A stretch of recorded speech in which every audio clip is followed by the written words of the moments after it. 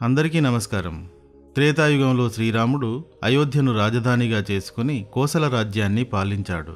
శ్రీరాముడు శ్రీ మహావిష్ణువు 7వ అవతారం కనుక ఆయన పాలించిన అయోధ్య పుణ్యక్షేత్రం అయ్యింది. సరయూ నదీ తీరంలోని ఎత్తైన కొండ ప్రాంతంలో ఆయనకు ఆలయం నిర్మించబడింది. కాలాతీతుడైన విష్ణువు అంశ యొక్క రాముడు తన అవతారం చాలించిన తర్వాత ఈ ఆలయంలో కొలువుతీరాడు. సరిగ్గా ఎంతకాలం క్రితం ఇక్కడ మొదటిసారిగా రాములవారి ప్రతిష్టాపన జరిగింది అనే తేదీలు అయితే ఎవ్వరికీ తెలియదు. ఇప్పటికీ 2600 లేదా 2500 ఏళ్ల క్రితం అయోధ్య ఒక నూతన నగరంగా అభివృద్ధి చెందింది. రామకథను వాల్మీకి రాముని సమకాలంలోనే త్రేతాయుగంలోనే రామాయణంగా రచించాడు. కానీ అలా ఆయన రచించిన రామాయణం ప్రజలకు అందడం మాత్రం 2700 నుండి 2400 మధ్యకాలంలో జరిగింది. అభివృద్ధి చెందిన తర్వాతి అయోధ్య కాలాన్ని, రామాయణ విస్తృతిని పరిశోధకులు ఈ విధంగా కాల విభజన చేసి మనకు చూపుతారు. 1033లో భారతదేశంపైకి పరాయి దేశపు సైతాన్ రాజుల క్రీనీడలు కమ్ముకు వచ్చాయి. భారత్లోని హిందువుల ఆచార సాంప్రదాయాలని, ఆర్థిక స్థితిగతులను చూసి కడుపు మంటతో రగిలిపోయాయి. భారతిని నాశనం చేయాలంటే భారతీయ ఆచారాలని నాశనం చేయాలని తెలుసుకున్నాయి.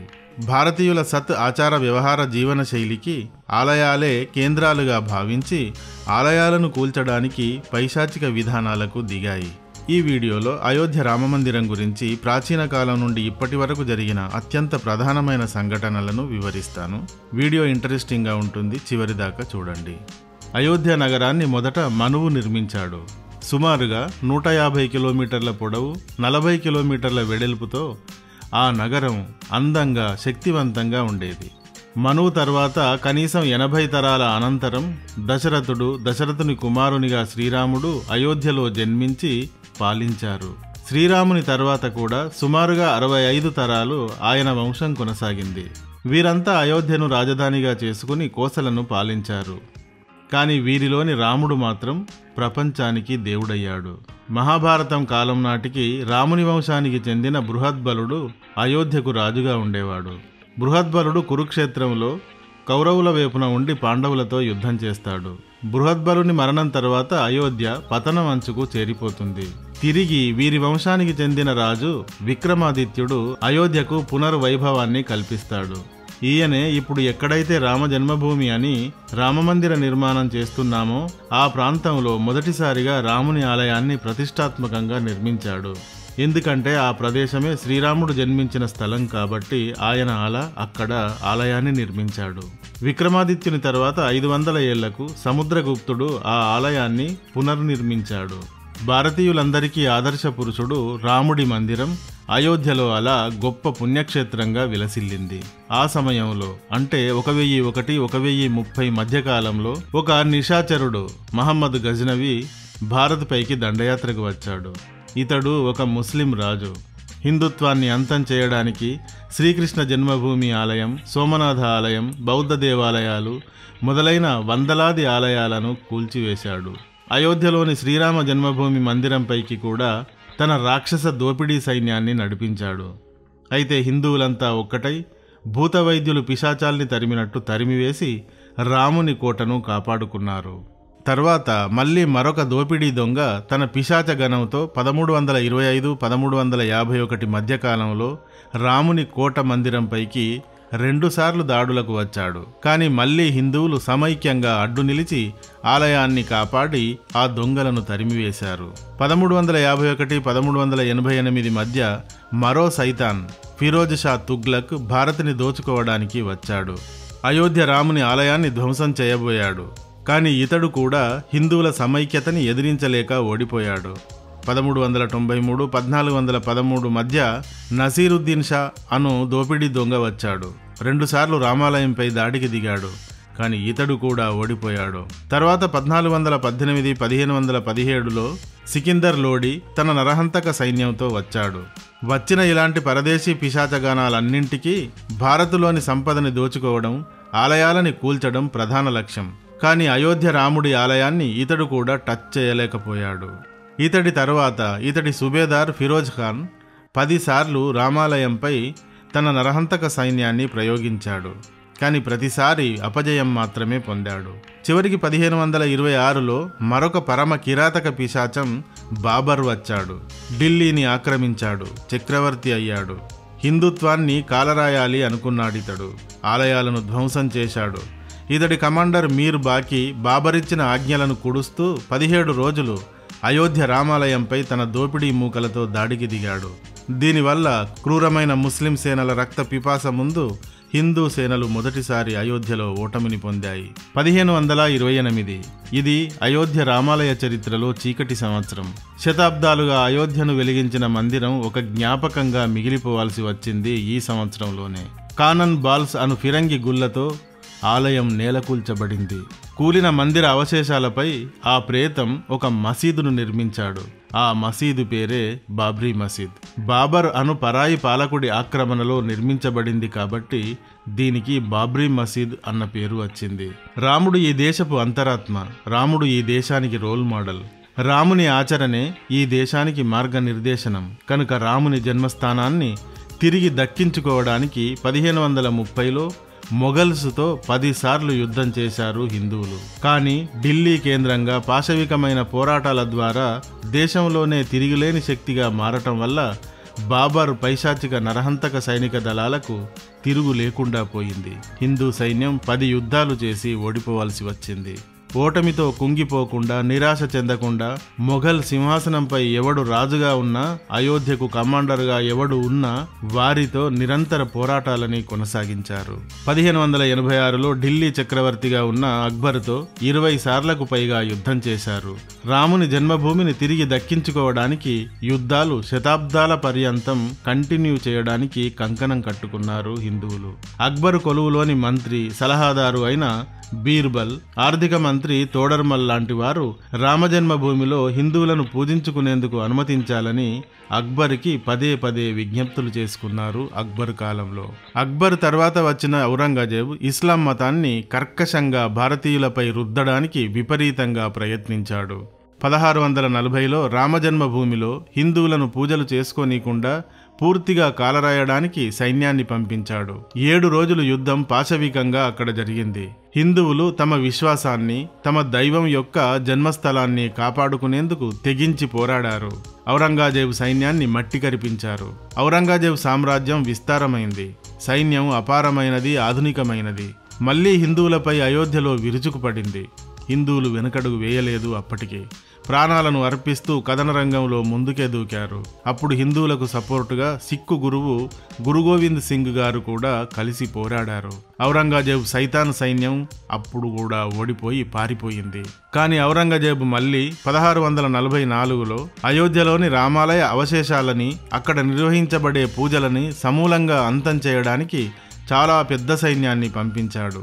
అంత భారీ విధ్వంసక ముష్కర సైన్యంతో గెలవలేక హిందూ సైన్యం ఓడిపోయింది. కానీ ఓటమిని తమ చివరి మజిలీగా భావించలేదు హిందువులు. ఆ తర్వాత కూడా నిరంతరం తమ రాముని జన్మస్థలం కోసం యుద్ధాలు చేస్తూనే వచ్చారు, పోరాడుతూనే వచ్చారు. నవంబర్ 9వ తేదీ 2019లో సుప్రీంకోర్టు రామజన్మభూమి స్థలం హిందువులది అని తేల్చి అప్పగించేదాకా శతాబ్దాలుగా పోరాడుతూనే వచ్చారు. రాముని జన్మస్థలం అయోధ్య నగరం మధ్య ఒక ఎత్తైన మట్టి దిబ్బపై నిర్మించబడి ఉండేది. దీనిని రామకోట అనేవారు. మీర్ బాకీ దానిని కూల్చి బాబ్రీ మసీదుని నిర్మించాడు. అయితే కొందరు ఇదంతా బాబర్ కాదు, ఔరంగజేబే చేశాడు అంటూ రుజువులు చూపిస్తారు. ఏ రుజువులు కూడా స్పష్టమైన ఆధారాలతో నిర్మించబడలేదు. రామజన్మభూమి స్థలంలో 5 అంగుళాల సైజులో 4 మూలలుగా ఉన్న ఒక పెట్టెను హిందువులు పూజించేవారు. ఈ పెట్టెను శ్రీరాముని ఊయలగా భావించేవారు. ప్రతి సంవత్సరం రాముని జన్మదినాన్ని ప్రజలు పెద్ద ఎత్తున గుమిగూడి జరుపుకుంటారు. భారతదేశంలో అత్యంత ప్రసిద్ధి చెందిన పండగ దినం ఇది అంటూ ఈ విధంగా జోసెఫ్ టిఫెంతాలర్ అనే అతడు రాశాడు.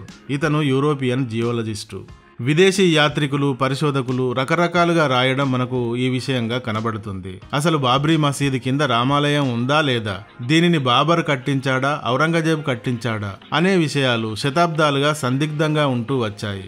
అయితే 2003లో Archaeological Survey of India Babri మసీదు కింద తవ్వకాలు జరిపింది.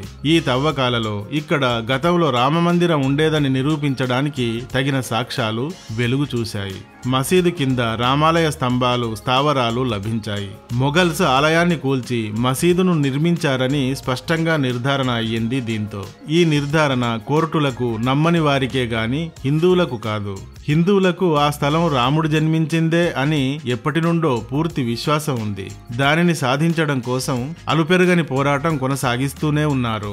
అయితే రాముని కోటగా పిలువబడే రామజన్మభూమికి సంబంధించిన అసలైన వివాదం 1855లో మొదలైంది. 1855లో అప్పటి వరకు గుండెల్లో మరుగుతూ ఉన్న సెగ పైకి ఎగతన్నింది. అయోధ్య హనుమాన్ గర్హిలోని బైరాగులు పైన ఉన్న మసీదును ధ్వంసం చేశారని సున్నీలు క్లెయిమ్ చేశారు. అలా చెప్పి వారు హనుమాన్ గర్హిపై దాడికి దిగారు. ఈ సందర్భంగా దాడులు, ప్రతిదాడులు చేసుకున్నారు. రామజన్మభూమి మాకు కావాలి అన్న డిమాండ్ మళ్లీ తీవ్ర రూపంలో ఈ సందర్భంగా బయటకు వచ్చింది. కానీ అప్పటి బ్రిటిష్ రాజ్ ప్రభుత్వం వీరి డిమాండ్ని అంగీకరించలేదు.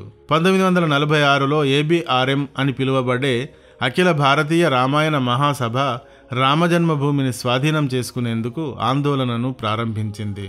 1949లో 9 రోజులు రామచరిత మానస్ పారాయణం తర్వాత డిసెంబర్ 22, 23 తేదీల్లో మసీదులోకి దూసుకు వెళ్లి సీతారాముల విగ్రహాలను అక్కడ ప్రతిష్ఠించారు. అప్పటి మన ప్రధాని నెహ్రూ, హోమ్ మినిస్టర్ సర్దార్ వల్లభాయ్ పటేళ్లు హిందువులు ప్రతిష్ఠించిన విగ్రహాలను తొలగించాలని పట్టుబట్టారు. గోవింద్ వల్లభ్ పంత్ మాత్రం విగ్రహాలు తొలగించడానికి అంగీకరించలేదు. 1950లో 145 CRPC సెక్షన్ కింద ఇక్కడ హిందువులకు పూజలు అనుమతించబడ్డాయి. దీంతో సున్నీ సెంట్రల్ వక్ఫ్ బోర్డు కోర్టులో సివిల్ కేసు వేసింది. ఇటు నుండి ABRM కూడా తన వైపు కేసు వేసింది. 1964లో విశ్వ హిందూ పరిషత్ రామజన్మభూమి కోసం మళ్లీ ఆందోళనలు ప్రారంభించింది. 1950 నుండి 60ల మధ్య ఇందుకు సంబంధించి కోర్టుల్లో కేసులు కొనసాగాయి. 1984లో VHP అయోధ్యలో ఊరేగింపును నిర్వహించి మసీదు నుండి అయోధ్య విముక్తి కావాలంటూ ఉద్యమాన్ని తీవ్రస్థాయికి తీసుకువెళ్ళింది. 1986లో హిందువులు లోపల పూజలు చేయడానికి వీలును కల్పిస్తూ జిల్లా జడ్జి తీర్పును ఇవ్వడం జరిగింది. దీంతో ఉద్యమానికి అతి పెద్ద ఊపు వచ్చింది. 1990లో LK అద్వానీ గారు రథయాత్రను ప్రారంభించారు. మక్కాలో ముస్లింలు, వాటికన్లో క్రైస్తవులు స్వేచ్ఛగా ప్రార్థనలు చేసుకున్నట్టే హిందువులు అయోధ్యలో పూజలు జరుపుకుంటే తప్పేమిటి అన్న మాటలు ఈ సమయంలో నినాదంగా మారి దేశాన్నంతటినీ చుట్టుముట్టాయి. ఈ యాత్ర సందర్భంగా LK అద్వానీ గారిని బీహార్ ప్రభుత్వం అరెస్టు చేసింది. దీంతో కరసేవకులు ఈ సందర్భంగా మసీదుపై దాడికి ప్రయత్నించారు. దీంతో ఘర్షణలు తీవ్రంగా జరిగాయి. చాలా మంది కరసేవకులు చనిపోయారు. చివరికి డిసెంబర్ 6, 1992లో ఈ వివాదానికి శాశ్వతంగా తెరదించారు కరసేవకులు.